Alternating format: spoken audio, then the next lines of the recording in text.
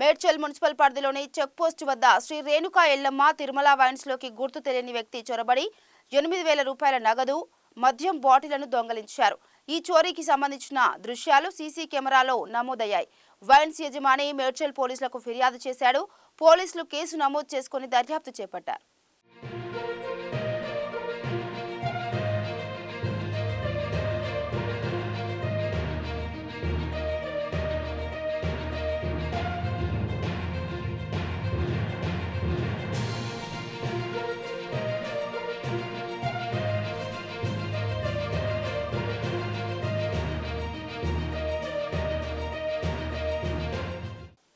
Medchal municipal పరిధిలోని check post వద్ద Shri Renuka Yellamma Tirumala wines లోకి గుర్తు తెలియని వ్యక్తి చొరబడి 8,000 రూపాయల నగదు మద్యం బాటిళ్లను దొంగలించారు.